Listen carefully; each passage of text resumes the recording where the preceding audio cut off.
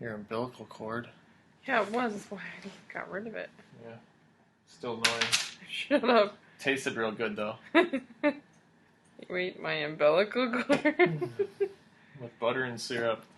Be sure to eat your umbilical cord. What's wrong with you? A crummy commercial? Son of a bitch.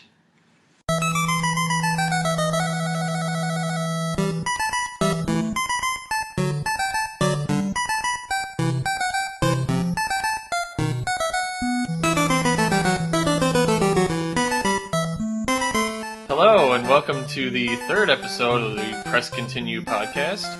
I'm your host, Adam, and my co-host is here, of course, Brittany. Hello. And no one was able to guess what our game was from our little hints.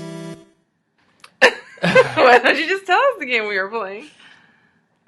Well, as you can tell from the name of the episode, this week we're playing Gauntlet. Yeah, we played Gauntlet.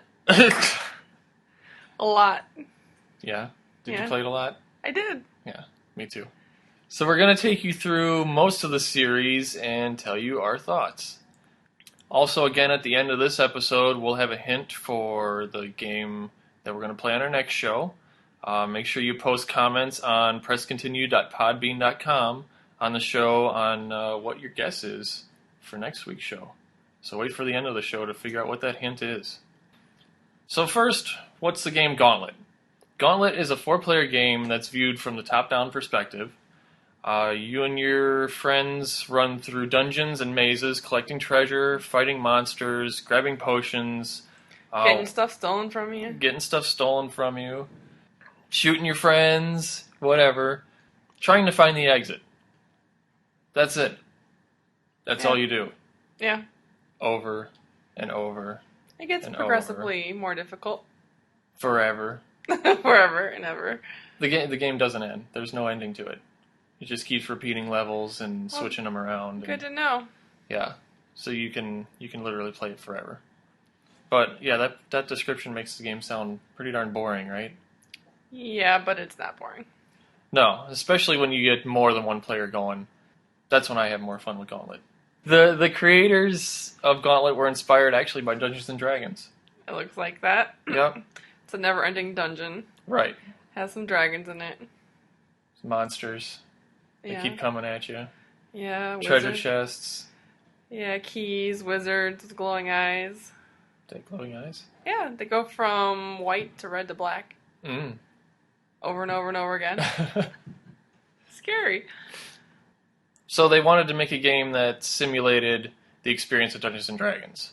We both actually played D&D for a long time ago. Yeah. At George and Tanya's house. Yeah, correct. Do you want to talk about that some? Yeah, it was nerdy. You DM'd for a while. Did I? Yeah. When? You're like, I don't remember. you're not following my rules. I have a storyline picked out. Yeah, we were really good at going completely off the grid and breaking the game.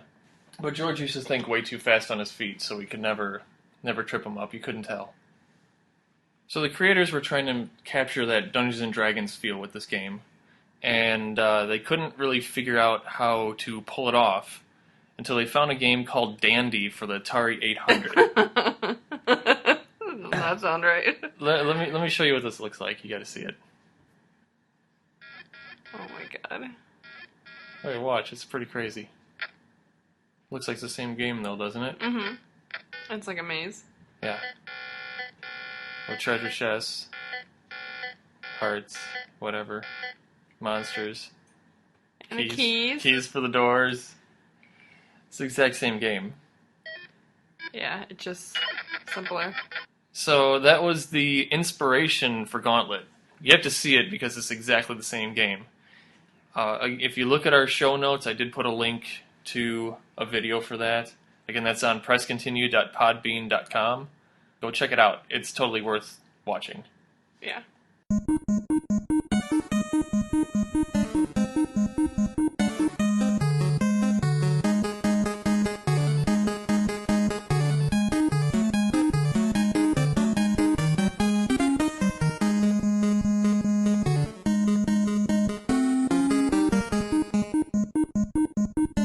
So the first Gauntlet was released in 1985 by Atari Games in the arcades.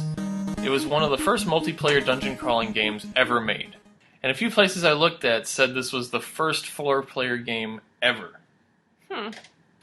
Atari's strategy was to make a 4-player game where people could drop in and out and join in, join out as you play.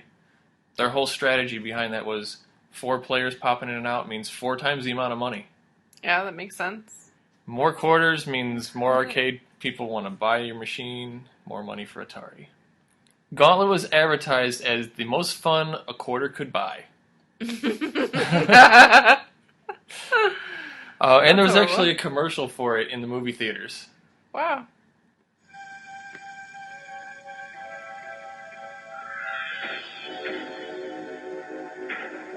They're banging down the dungeon door. It's Valkyrie. There's ghouls. Oh, your friends appear. Gauntlet, the new fantasy adventure from Atari Games. The most fun a quarter can buy. That was pretty fun. That's totally 80s. A lot cartoon. Yeah. So that's also a link to that video is in the show notes too. So, do you remember this game in the arcades? No. Never saw it? I was a little kid. How old were you? In 1985. I was 4 turning 5. Yeah, you'd be hanging out in the arcades. Yeah. My parents would be like, stay here while we go shop. Mm-hmm. Play some Gauntlet by yourself, kid. Well, I remember in the arcades walking past it many, many times. I thought it looked interesting. I thought it looked cool. The voices actually drew you in to see what was going on with this thing, but I never played it. And it was because, I think it was because it was right next to Dragon's Lair. And you know how much I love Dragon's Lair. Yeah, so it just dragged. It's just dragging me over to the Don't let the dragon drag on. Yeah. But pretty much, I think anything that was next to Dragon's Lair got forgotten. Because Dragon's Lair was amazing. I won't get into that, because I'll talk all day about Dragon's Lair. Anyway, you had 4 characters to choose from. There was Thor the Warrior, which was the strongest in hand-to-hand combat. Questor the Elf, which was the fastest character in the game. Mm. You had Merlin the Wizard, which had the strongest magic. And then you had Thydra the Valkyrie, who had the strongest armor. So that was kind of cool, too, that the 4 different characters had strengths and weaknesses. Again, kind of like D&D. Mm-hmm. Who'd you play as? Thydra, of course. The girl. The girl. Yeah. When I played Gauntlet this time, I actually went as the generic warrior. The generic warrior? Yeah. Thor. Thor the generic warrior. Warriors are always so generic in games. But when they were first creating the game, the programmers were first creating it, they made different names for the characters. Mm. And the warrior's original name was Hulk. And the Amazon, or the Valkyrie's was originally called Amazon. So they went with another Marvel character for the name of the warrior? Yeah, nice. But the Hulk didn't use hatchets, and neither did Thor, so that doesn't make any sense anyway. They were trying not to rip them off completely. Yeah. So was this was the first time you played this? The original Gauntlet? Yeah. Okay. So what are your thoughts? A lot of fun. It's addictive. Just wanted to keep running into crap, beating it up, killing it. I wanted to kill everything. Yeah. I didn't want to leave one monster alive. Watching you play this game, it hurts. I had to complete. Because she has to kill every little thing, gather every little key, every little treasure chest. Yeah. And I can feel your pain when you can't shoot something. Where you're like, I have to leave Shooting you behind. Out of egg. Oh, yeah. The little lobbers. Yeah. You couldn't kill them when they were stuck inside the wall. Right. See, I played this game on many different platforms growing up. I think I even had it on my Commodore 64. I had it for Nintendo, I think. And I always end up coming back to playing this game. For me, I mean, those first few levels are very basic. it's kind of like your training missions where the voices tell you what everything does, you know. Well, I like in Gauntlet 1, the voice keeps saying, Gauntlet 1! Gauntlet 1! It's like, I know I'm playing Gauntlet 1. Did it? Yeah. It kept saying Gauntlet 1, and I was like, was there going to be a Gauntlet 2? Like, they knew already, so they had to keep telling you you're playing Gauntlet 1? I didn't even know that. I didn't even notice that. Yep. And you shot your food. You were stupid. Remember, don't shoot food. Yeah, the food, it always ticked me off because they would put it strategically right in front of where you're walking in so that you end up shooting the food. Yeah. And what's the difference? And then they call you out on it so everybody can look at you like you're a jerk. You killed your platter of food? Yeah. Why can't you eat shot up food? What's stopping you? Someone shot the food. But those first few levels for me, because I've played them so many times, is so boring. I just skipped ahead to level 6 from 1.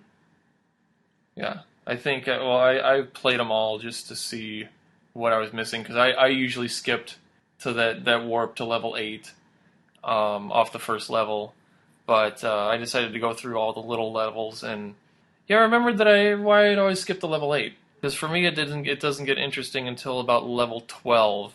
That's when the level designs get kind of more intricate. Complicated, yeah. more interesting. You get more things to fight. Hundreds of ghosts Ugh. and wizards. Right. That just keep coming at you. You get into the traps that break open walls, so that gets different there too. And warping. Yeah, when I played it as a kid too, I never realized that you can just run into stuff and kill it. That there was like a hand-to-hand combat. Yeah, it took me a little while. I always shot everything, which would make the game take forever. And the more time it takes, the less life you have, because it's constantly ticking down. Yeah, I started running in a circle and just killing them all around me. Yeah. Yeah. You start doing that where you chase them, turn around, shoot once, chase them, turn around, shoot once. No, like when you're not shooting, you just turn in a circle and it'll just kill him, kill him, kill him, kill him. I don't know what you mean. Kill him, kill him, kill him, kill him. Wasn't that more specific? Then I think it's after level 12, you get to that first treasure room. Mm-hmm. Where you gotta gather all the treasures as fast as you can and find the exit. Find the exit? Yeah, I was not getting that for the first few times. No, I could never find the exit. I did it several times after. Yeah. Yeah, I got out and got some treasure. Yeah. Got some potion. But I like the music in the treasure room.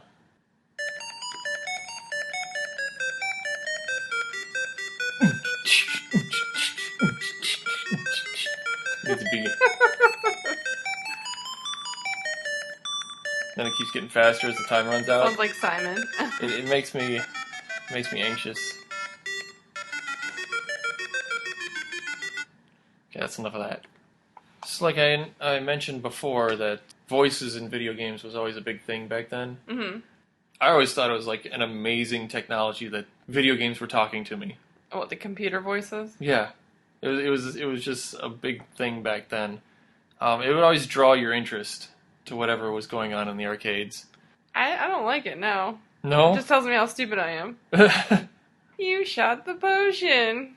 You shot your food. Oh, and back to that 4-player theme. Mm-hmm. That every few levels you notice it was saying, have your friends join in. Yeah, and then you look around. Make us more money. You have no friends to join in. No, nobody would ever... I never saw anybody at that machine. Even though it was brand new. Gauntlet was brand new in the arcades, and I never saw anybody playing it. Again, they were all huddled around Dragon's Lair. Because no one could beat it. No, watching everybody die. Eventually, as you got into the higher levels, your shots would stun other players, and then eventually, I think it's after you get past level like 20 or something, it would actually hurt other players. Could you kill them? Yeah, you can kill your friends. Huh. Got serious. Got serious right here.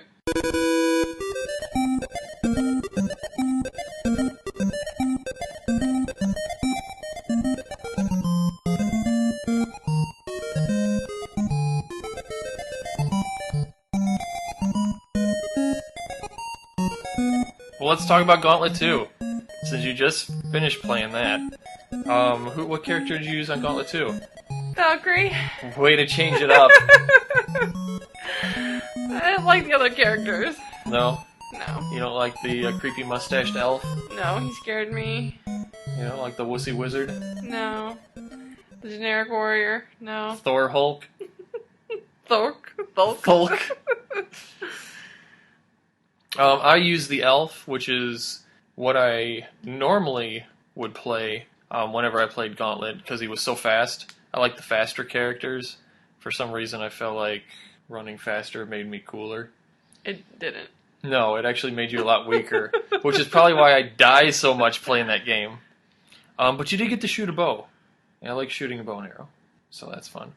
The weird thing, too, is that I think every character except for the warrior could shoot diagonally between the two blocks. Thor couldn't do it. Or Hulk, or whatever. The warrior could not shoot in between anything, but he was the strongest. So Gauntlet 2 is also the game that came out with their iconic Gauntlet theme song that everybody knows Gauntlet by. It wasn't on the first game.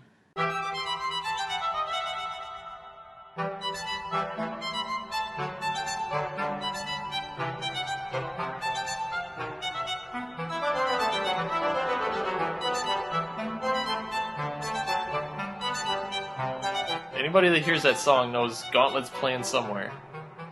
I've been singing that song like all week in my head. I need to switch my ringtone on my phone to that too.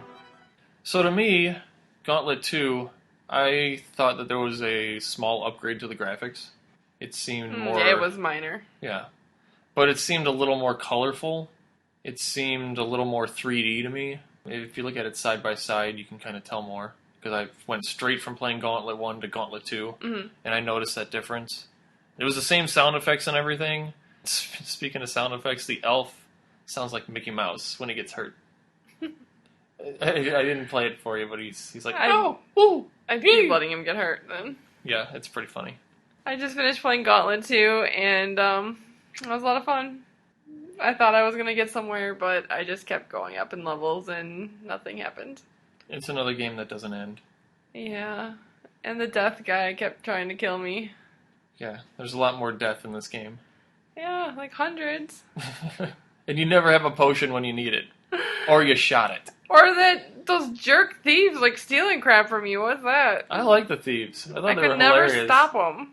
Every time they would steal something from you, I'd laugh. Yeah, I know. Because they'd be like... And so would they. They didn't have to get close and they were stealing stuff from you. Yeah, they're good at it. That's not fair. And there was a few levels that got kind of difficult with the maze. I didn't know how to get to the exit with the little red warp squares. Yeah. Oh, I hate those warp squares. I don't know how many times I've gone back and forth when it's like you gotta go out the bottom of the warp and it keeps taking you out the top of the warp. That's not true, because I tried that several times and it didn't matter. It just kept taking me back to where I started from. So in Gauntlet 2, they did add quite a bit. They added new abilities for your characters, such as necklaces that you could pick up, where you had repulsiveness, which made all the monsters run away from you. I guess you got smelly. Transportability, which you would basically warp through all the walls. Or just warp randomly when you were trying to hit someone. Yeah, you'd warp through monsters too. It was just very random. Reflective shot, where shots would bounce off the walls, which I found to be absolutely pointless. Yeah, it never hit anything. No. Super shots, which you'd shoot and it would like clear out a whole row. I don't think did you see that? I think so. Okay. Keeps telling you to find hidden potions. I never found any of the hidden anything. Hidden room. Yeah. Where it said, careful where you shoot. Find the hidden room. And I was really careful with my shooting and didn't find anything hidden. They hid it really well. Yeah, they lied. Because I can't find either of them. It's not in there. Oh, yeah, fake exits. Fake exits. And moving exits. So, yeah, the fake ones, they were like, faked you out. I was like, oh.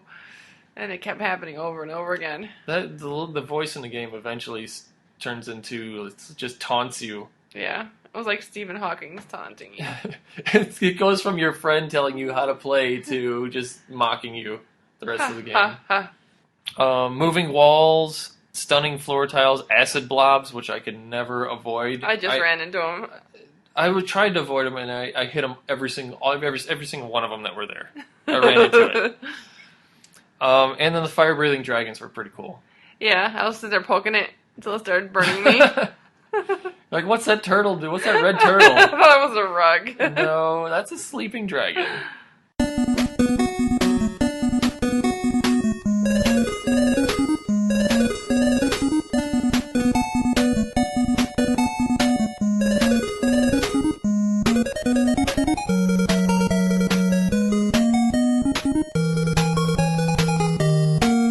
So after Gauntlet II, there was a few other Gauntlet versions that we really didn't get a chance to play, because there's like 15 Gauntlet games out there. But the next major one that came out was Gauntlet Legends, which was released in October of 1998 in the arcades, and on consoles it was released in 1999 and 2000. Now Gauntlet Legends, in my mind, also gets mixed in with Gauntlet Dark Legacy, which came out in the arcades in 2000 and on consoles in 2002, because they're very much the same game, just that Dark Legacy added more characters to it, more levels to it, a lot more depth to it. So I remember more from Dark Legacy. I remember playing Dark Legacy back in the day. Yeah, I used to come over and we had all four of us playing on the PS2. Yep. The only reason that I had a multi-tap was for Gauntlet, 4-player. Fighting over treasure. Yeah. I know when 4 players are all running around, we'd always fight over treasure. Trying to knock each other over. Try to, like, somebody open a treasure chest, and then the other person would quick run in and steal it. And besides us yelling at each other, the characters on screen would actually yell at each other, too. They'd be like, hey, that's mine! But we were always smart about the food. Yeah, we shared that. Every time we opened food, it was like, okay, who's dying? Go get the food. But when it came to treasure, no, somebody always tried to be sneaky and steal the money. Then you get to the end where it gave you the piles of kills and the pile of treasure and whatever, and you'd be like, how did you get so much treasure? I didn't see any of that money. You got it quickly. Yeah.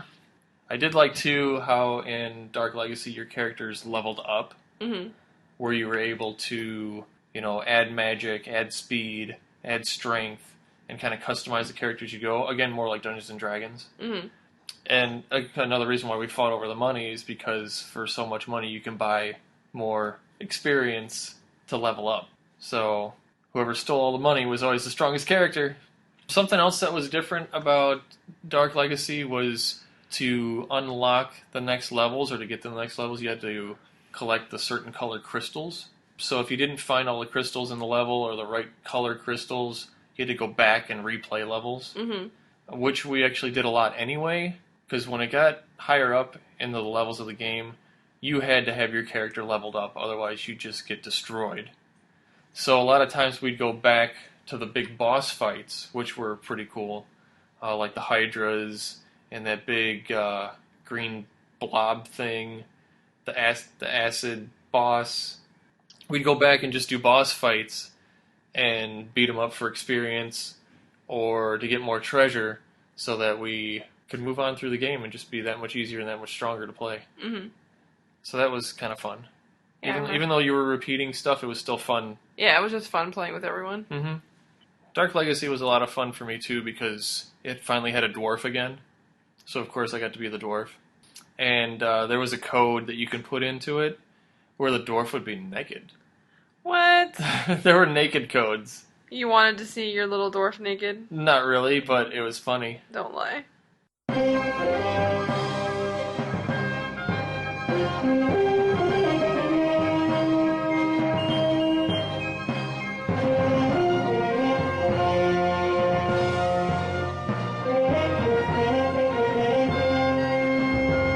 The last game in the series that's come out was Gauntlet 7 Sorrows, and that was released on December 12, 2005 by Midway Games for PS2, Xbox, and Xbox 360. That again was 4-player, so I got to use my multi-tap again.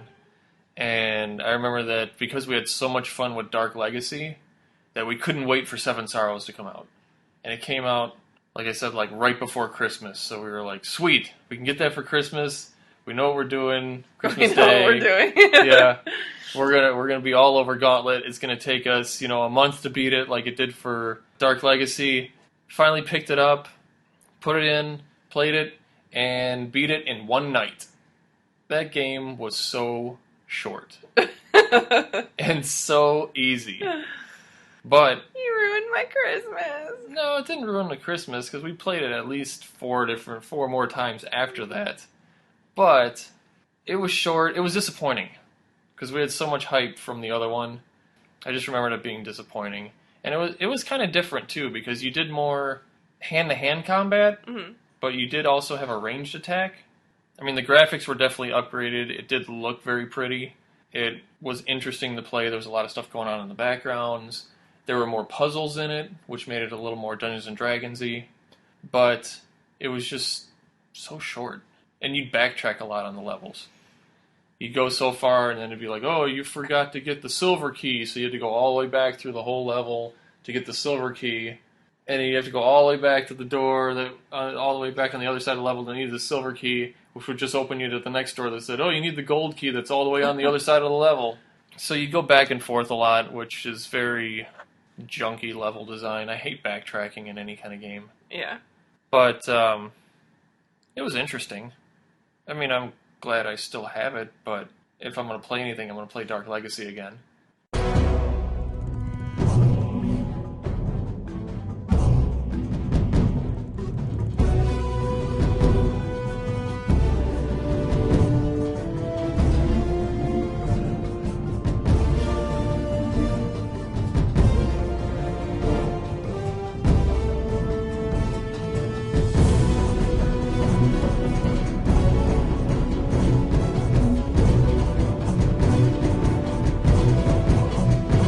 The whole thing that got me interested in playing Gauntlet again was that I saw the announcement trailer a couple weeks ago for the new Gauntlet that's coming out sometime in 2014. Oh, cool. It's going to be on PC, and after watching the trailer, it looks like a mix between the original Gauntlet and like Diablo 3. It looks very roleplay, very, very much more involved than just running around shooting everything. You should go look on our website on presscontinue.podbean.com because I did put a link for it there. The new Gauntlet looks amazing. And it's like it grew up because there's like blood and guts everywhere now. Yeah, and it's fast moving. Yeah, it's not a little kid's game. No. Yeah, it's really old school but new school. Well, it looks like League of Legends a little bit. So it's supposed to be coming out for PC, but I hope that it gets popular enough where they eventually port it over to consoles, because I have more fun playing those on a console.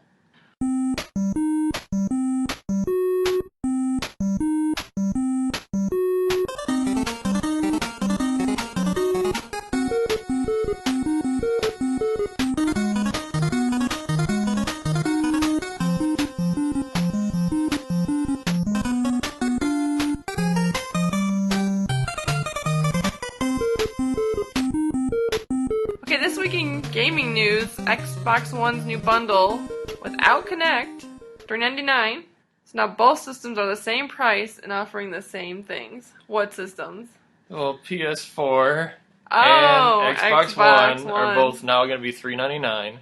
So, what's going to draw people to one system or the other? I don't know. Games? I think it's going to be the exclusives.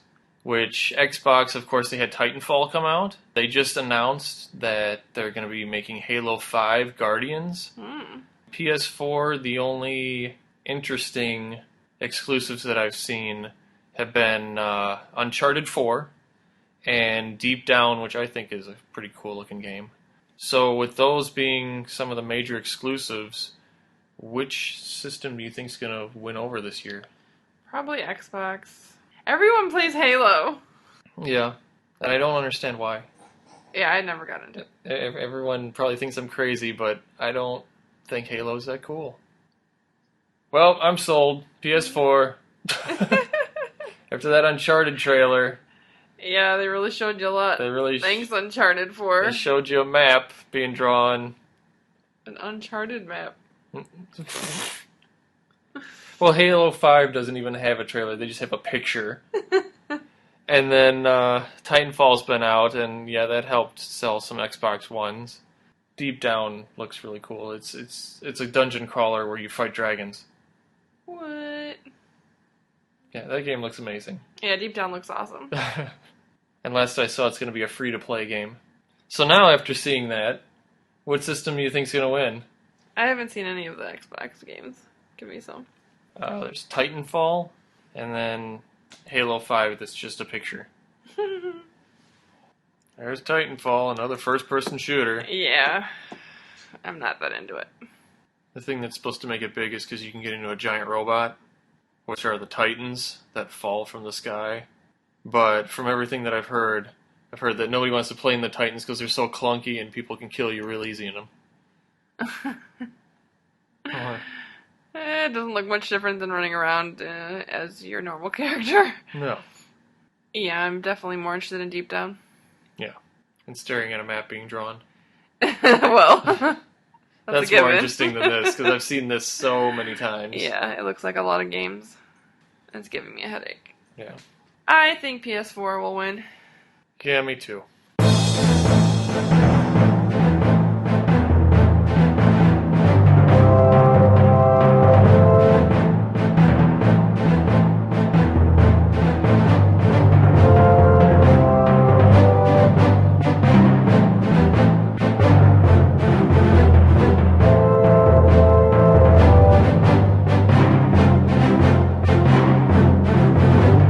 So first for our show, this is the first time that we're doing a hardware review.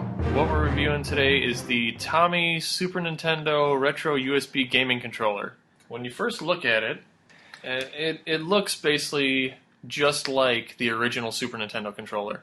Button layout's the same, the colors are the same, the size is the same. It looks really good. But then you play with it, and the buttons are so stiff. Yeah, you'll have some pain in your thumbs. Yeah, you got a blister, and you only played with the thing for like 2 hours. I actually do have a blister. It's sad. Yeah, I played with this thing for like maybe 2-3 hours, and after about a half hour already, my thumbs were getting tired on the D-pad because it's just so stiff. Yeah, you have to push really hard. I mean, it's an easy install because you just plug it in, your computer finds it because it's USB. There's no buttons to even set up or anything. I just plugged it in and boom, everything worked. So I give it that. And it's cheap. This thing's only about $10 on Amazon now. That's worth it. Yeah, so I think if you're looking for a quick, cheap alternative to using a keyboard to play your games, for $10 you can't beat it. But if you're looking for the true experience, for getting that true Super Nintendo controller feel, I'd probably spend a little extra. They have a USB to Super Nintendo controller adapter. Then you can plug in a real Super Nintendo controller. It's about $40 for both pieces. I think that if you got the extra cash, do that for sure. Especially if you're playing a lot. Yeah. But if you're looking for just the cheap route, this is definitely a good option. The buttons, though, I noticed wear out pretty quick. The start button I'm already having to mash to get it to work. But, for $10, you can't expect too much. Agreed? Agreed. Okay. On a scale from 1 to 10, what would you give the Tomee controller? I give Tomee a 6. Give it a 6? I'll give it a 6, too. Yeah. Only because it's $10. Middle of the road. If it was like $30, it'd be like a 3. Yeah. But at $10, 6 is good.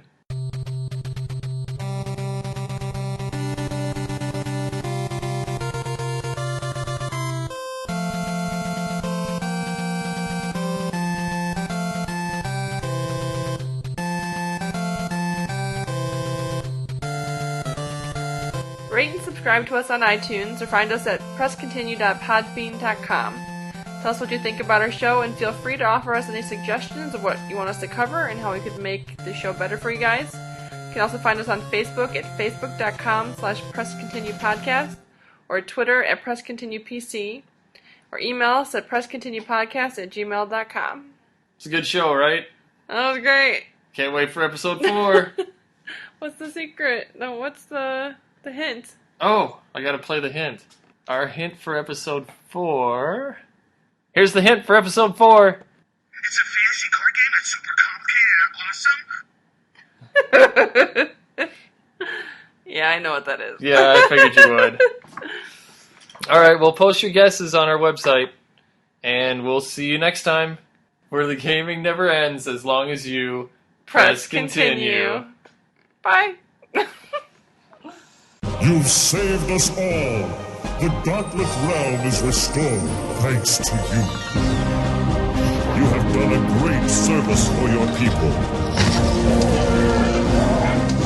The evil demon Scorn has been destroyed. He will never again threaten the Six Realms. Peace will again rule the kingdoms, and you along with it. Rejoice in your accomplishments and restoration of harmony. You have done well. Savor the sweet taste of victory.